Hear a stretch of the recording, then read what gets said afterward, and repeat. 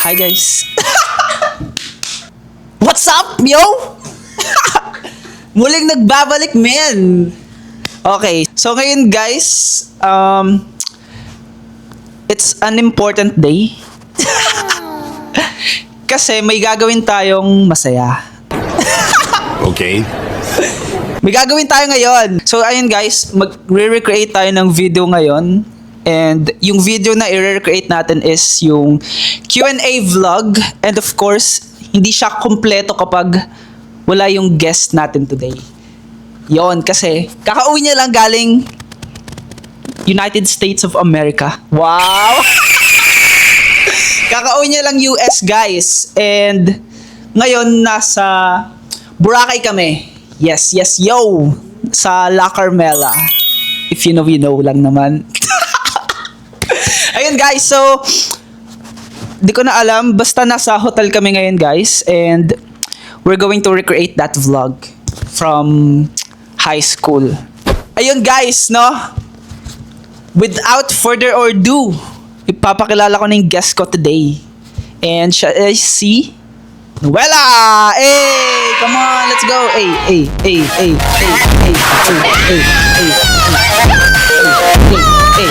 Ayun. My shirt. Don't mind the short, guys. Ayun. So, ayun na nga. So, ayun na nga, guys. Kamusta ka naman? I am very, very good. I'm feeling good, Stupid feeling bitch. better. Because Compulsional, for a few weeks, compassionate I've been sick. liar. I wonder your why, line is so right? compassionate with yourself. Yeah, so I've that been you here believed it. in Philippines since May 14, and now it's May 26. And right now, we're here in Boracay, and Yes, of course, with him. And nag-vlog pala ako ng trip namin sa Boracay. So, panoorin nyo yung video. Yeah. Separate video. So, ayun na nga guys. Yung mga tanong from this vlog is from my post. Yun. So, nag-post ako sa Facebook, sa Instagram, I'm here to tell you right ng now, we don't care. questions. Yun. So, galing yun sa inyo. So, yun yung mga tanong. Yes. Yes. So, Right ano? now, we're just gonna wait for the spoon and fork, but right now we can just, talk about life or like just a little bit like yap, Kamusta ka naman? like kamusta yung pakiramdam ko right now like in Philippines, ano yung Well, well, at first, of course, it's been 6 years, and then nung paglabas ko agad sa airport, boom, panis, ang init. The funniest thing is, I was wearing a leather, not a leather jacket, but it was like kind of, parang leather lang din siya. so Pero, makapal. a little bit. And yun, it was super hot. Pa-boots-boots pa ako nun, shoot. Ano ka, artista ka? So, ito na guys. Think we're Makakain gonna na kami, start guys. soon. Yun. So, pagdating niya guys, sobrang na-culture shock siya. Kasi sobrang init dito, diba? Swear to God. Like, pati kilikili hanggang legs. Shoot. One eternity later. So, ito na. First question na. Okay, I'm ready. Okay, good. Ito, question from your sister, Nancy. Ito yung question niya. What's your favorite thing about each other? Ikaw muna. Or ako? Ikaw muna. Sige, ako muna. So, ayun. Isa sa favorite thing ko kay Noella.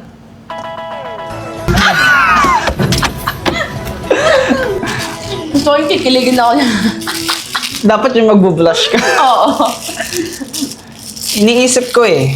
Favorite thing kay Noella is yung personality niya.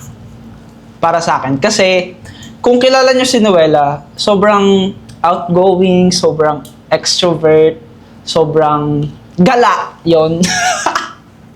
Ngayon pa lang, nasan tayo? Nasa Boracay. Sobrang ano na guys, talagang sobrang sayang kasama. As in, promise. Well. Totoo, promise. Kasi ako as a person, hindi ako talaga yung parang for example, pag may isang tao na hindi ko kakilala, hindi agad kami parang nagba-vibe agad. Hindi click, yeah. Ganon. Medyo matagal pa akong Parang inaano mo pa. makabuo ng vibe ganon sa tao na yun. So parang ganon ako. Eh si Noela, Wait. marami siyang friends and sobrang outgoing niya. So yun yung parang gusto ko sa kanya. Yun. Kasi yung some of my friends yun na. Oo, yun. Kaya yung mga friends ni Noela nagiging friends ko din dahil sa kanya. Yun. And isa pa, sobrang Ano yan? Hindi gusto kayo marinig. sobrang caring niya na friend. Totoo. Totoo ba? Promise, as in. Kasi, kwento ko ba? No. Ayun. Naalala mo yung dating may iniiyakan akong babae? Yun. Siya yung nagko-comfort sa akin that time. And, hindi niya talaga hinahayaan na parang malungkot ako or ma-depress ako. Wow. Kailan yun? Kailan yan? Matagal na, since high school pa lang.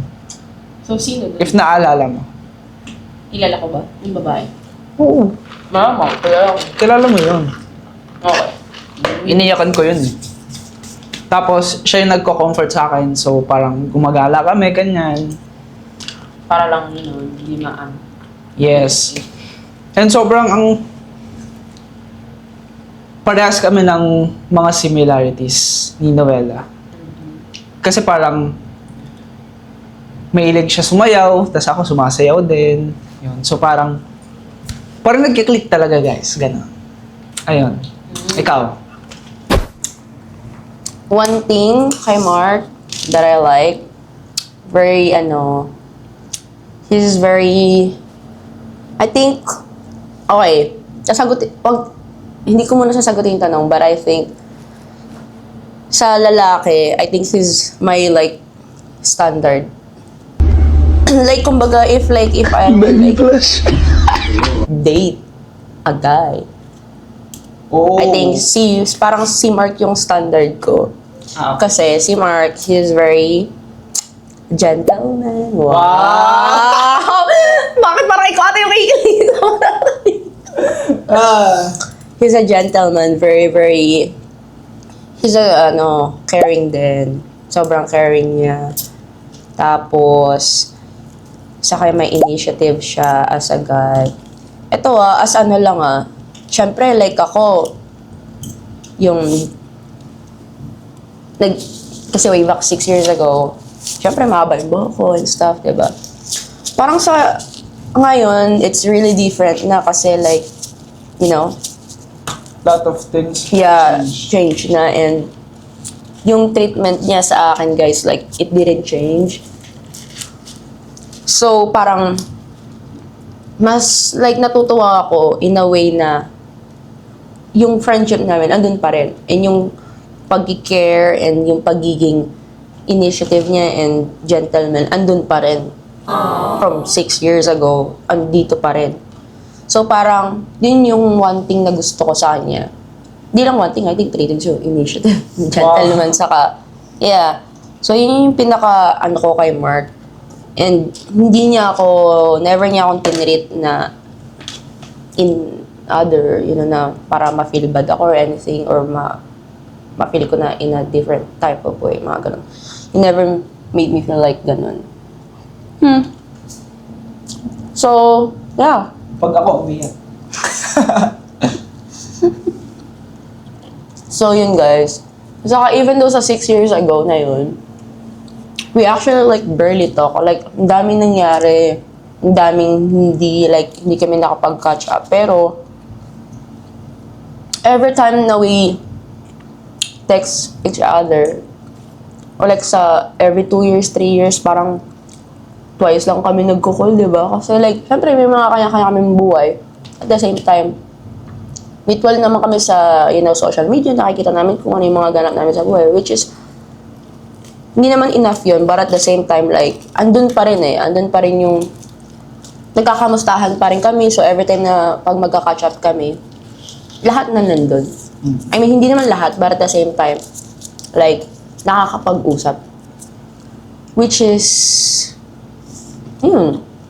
okay. Kasi hindi naman lahat ng friendship like talagang all the time. Yeah, to, ganito, ganyan.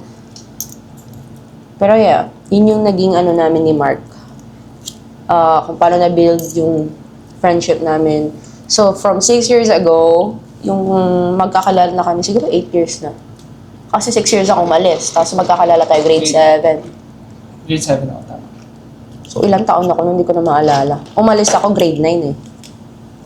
So, it's mga 8 years na nga, mga ganyan. 8 years na. So, ayun. Okay, next question. Aww. So, alam niyo na. So, ayun yung kwento, guys. Okay, next question. May mga nagtanong dito, paano po kayo naging magkaibigan and Yun muna. paano kayo nagkakilala? Yan, parang same question kayo. Tapos ito pa, magkaano-ano kayo? So parang same questions lang siya. In a sense. Yan. So if hindi nyo pa alam guys, si Noella is my friend from high school. Nagkakilala kami.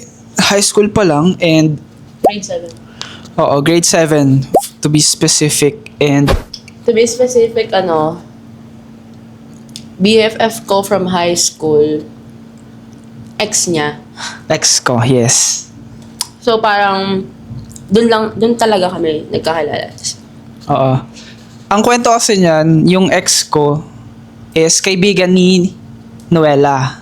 Best friend. Best friend, yes. Best friend niya. Tapos, si Noella is isa siya sa tumutulong sa ex ko na gumawa ng parang mga efforts, mga ganon. And lahat, ganon.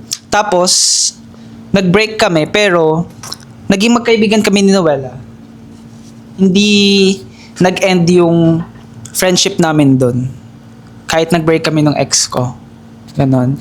And until now, friends pa rin kami. So, ganon kami nagkakilala. Yes. Yun guys. That's how we met each other. Yes. Okay, next. Non-negotiable in friendship. Number 1, trust.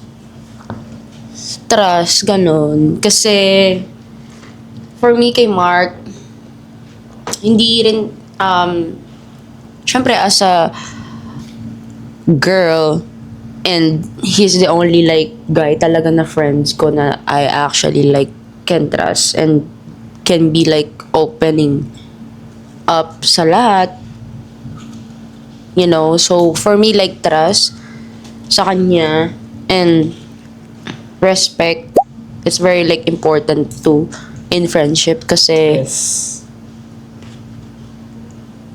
it's supposed to be like ganun talaga na may respect kayo sa isa't isa. Kasi kung wala, parang it's gonna be like, in a way na parang madi-disrespect nyo na yung isa't isa. And syempre, kung hindi kayo comfortable sa mga bagay na, pero hindi ko naman yun na-feel kay Mark. So, parang I don't have really like problems sa friendship namin. Kasi I think, hindi naman sa kabisado namin isa't isa, but at the same time, parang medyo marunong, parang sa amin dalawa, marunong kami makiramdam. So, I think it's important din na ganun. So, sa akin, trust and respect. Respect. Siguro para sa akin, non-negotiables in friendship is yung parang may care kayo sa isa't isa. Parang ganun.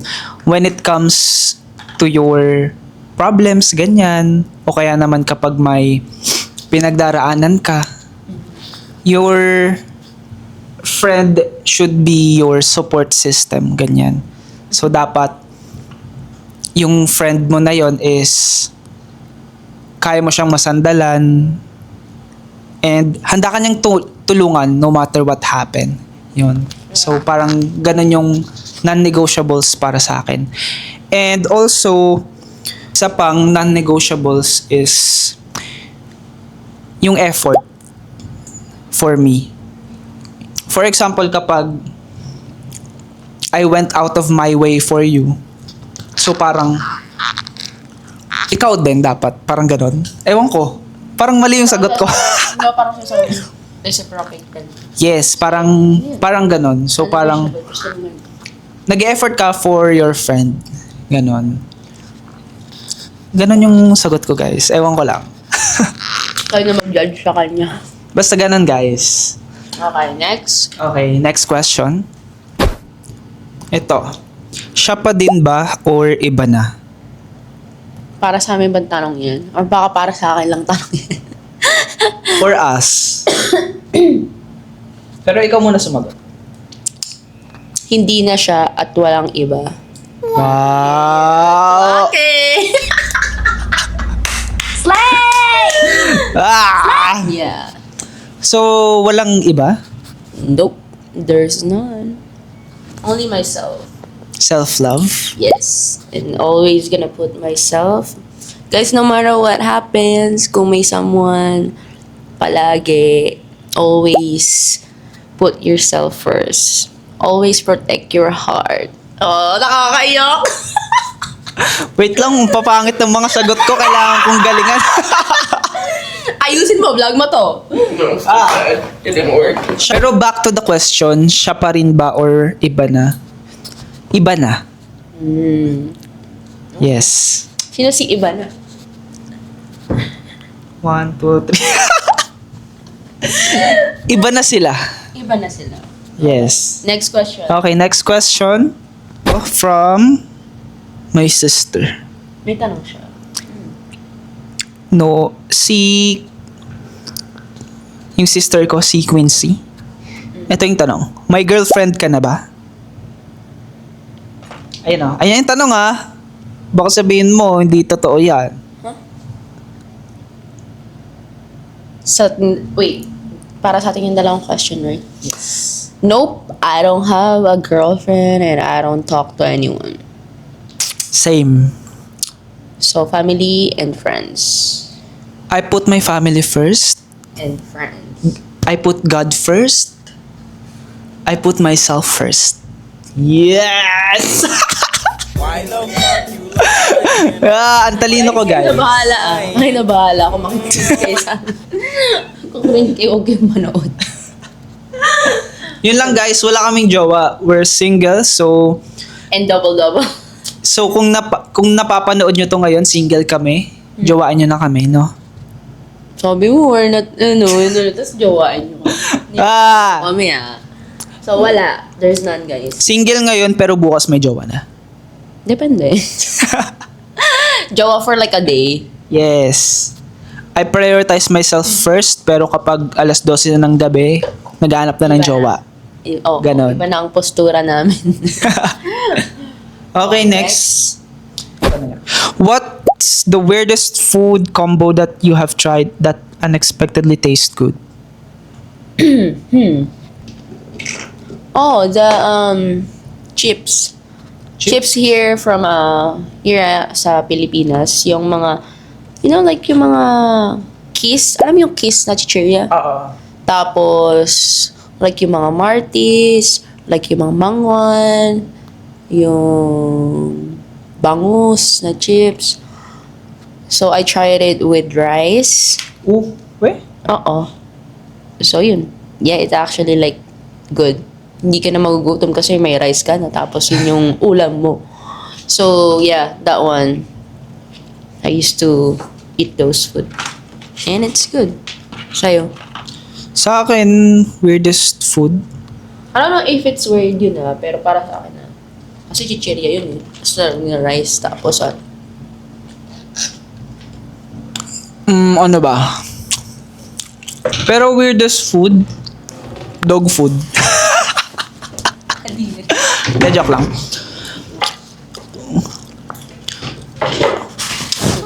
Ano ba?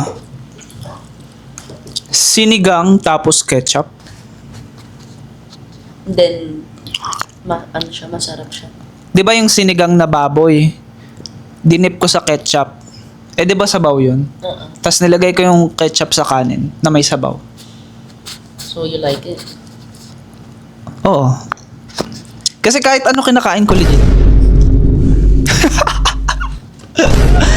Ewan ko, basta nilagyan ko ng ketchup yung sinigang. Tapos masarap siya. Try nyo guys. Oh, try niyo daw. Alam niyo na. Yun ang Yes. secret niya. Next. Ito. Ano to? Sino pinakamasakit nyong ex? Ito na guys. Okay. Siguro wag mo na lang sabihin yung name, pero yung ano na lang. Yung kung bakit siya masakit. Parang ganyan. Pinakamasakit yung ex, for me, my first girlfriend. Sino yung Kasi- first girlfriend mo? Yung white. Sinong white? Yung green yung mata. Kung naalala mo pa. Ah, okay, okay. Yeah. Masakit siya kasi I experienced everything sa kanya. Siya yung first sa lahat. So, sa lahat na na-experience ko, nakasama siya. So, parang, for me, masakit para sa akin yung naging, namin, relasyon. Kasi, ang mas masakit pa doon, I broke up with her, and then, after like a week or 2 weeks, meron na agad siyang boyfriend. Tapos yung boyfriend niya na yun was the guy na pinagsisilosan ko, na nakakasama na namin nung kami pa. Tapos, after she graduate, ayun, pinakasalan siya nung guy for like only a month. So, after namin a month na naghiwalay, graduation niya.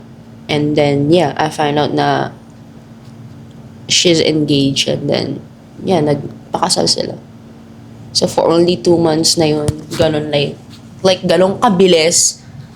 And me and her dated for like a year. And syempre, parang pag pina-feel sa'yo ng tao na parang love, and she's very caring and everything. So, parang, mapapaisip ka, is it, like, parang, is it real? Lahat Am I ng pinakita niya? Or, I don't know. So, yeah.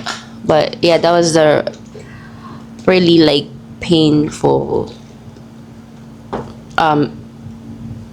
breakup and ex for me. I only have 2 ex, so, yeah.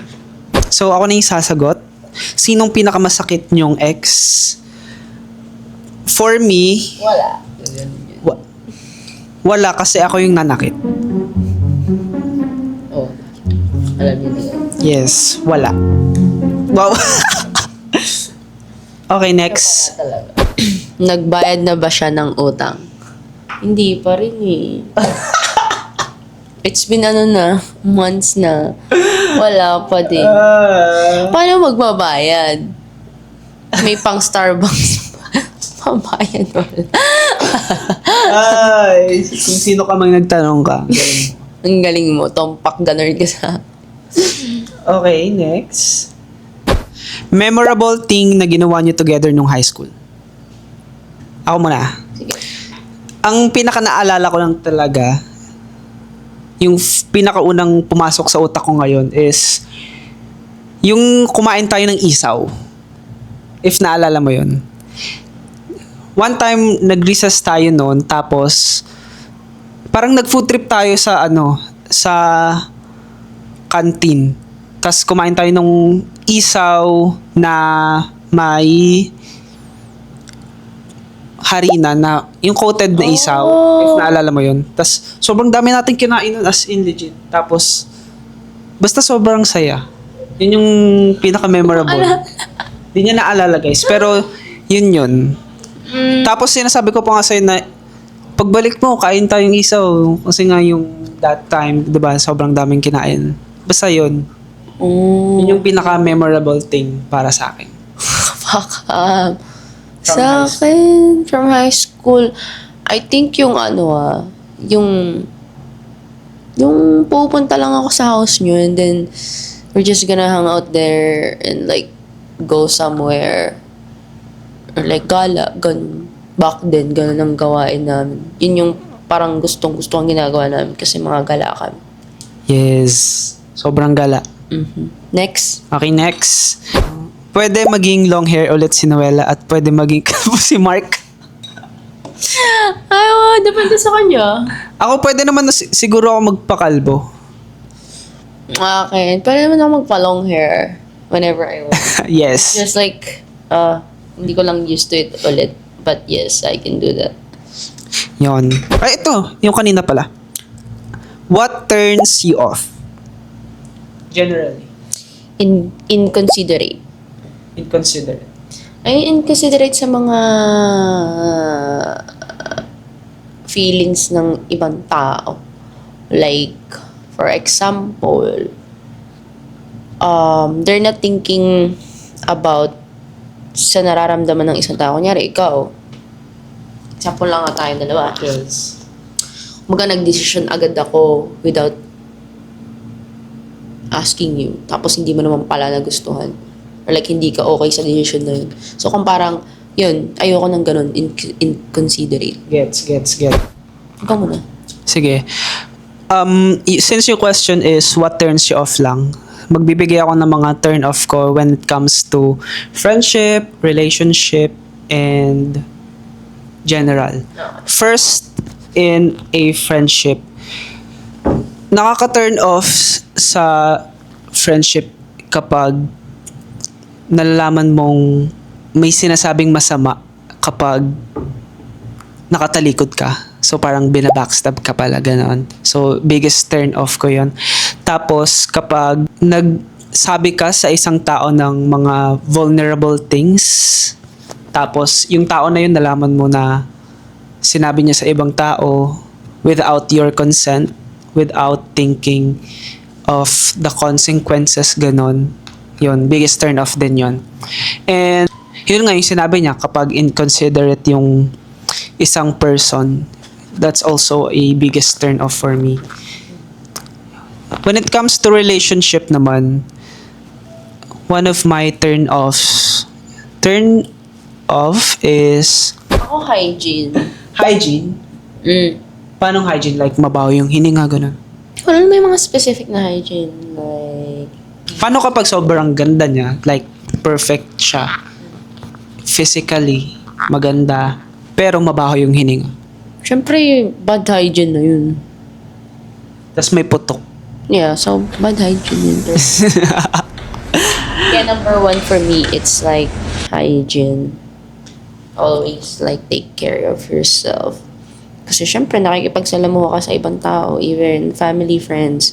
Syempre, dapat maayos ka. Ano? Lalabas. Yes. Di mo naman iniisip kung ano sasabihin ng ibang tao, pero sarili mo yan. Kumbaga, that's your main, like, kumbaga, main character ka. You gotta, like, how to take care of yourself and love yourself, you know? Ganun. Love yourself. Ano pa yung nakakapag-turn off? Pag mga Filipino tayo, yung mga main character nga ng mga ibang tao. Always late. Mga ganyan. Dito kasi, ganun na yung normal eh. Oo, normal na. Pero ano pa naman yung huwag ka magsabi ng time, magsabi ka na. Oo. Especially pag, I think, kung ikaw pa yung nag-invite or like, nagplano, tapos ikaw pa yung late, diba? Parang, ang nakaka-off. Tapos, ano pa ba? For me, yun, hindi talaga nagsishow ng effort, parang ganun. Yeah. Turn off din yun. Yes, kasi ako as a friend, ma-effort talaga ako. Like, nagbibigay ako ng time, naglalaan ng time, ganon, for a friend. Tapos, one of my love language kasi is gift giving. So, parang, gumagawa ako ng mga hand letters, mga ganyan. Ba't di mo binigyan? Actually, meron. Naalala mo yung yung first meet natin? Nung nagsaranay tayo. Oh. Di ba kasama yung kapatid ko noon, may hawak siyang flowers. Dapat ibibigay ko yun. Kaso sobrang nahihiya ako. Ba't di ko yun alam? Hindi ko kasi sinabi. So, ano yun? Like, Like parang welcome back, ganun. Ah, Pero flowers. sobrang maliit lang siya na flowers. Tapos may letter doon. ba't di mo binigay kasi? Kasi nga naiya ako. Oo. May kasama. May kasama ka kasi. Eh, ba't di mo, Tapos nung, dapat ibibigay ko siya sa'yo nung nag-coffee tayo? nag-coffee tayo sa may, coffee vibe. Kaso sobrang dry na nung flowers. Sobrang na, Asa na yung letter? nasa, ano lang kasi yung parang, ang nakalagay lang doon is yung parang, welcome home, I miss you, ganun.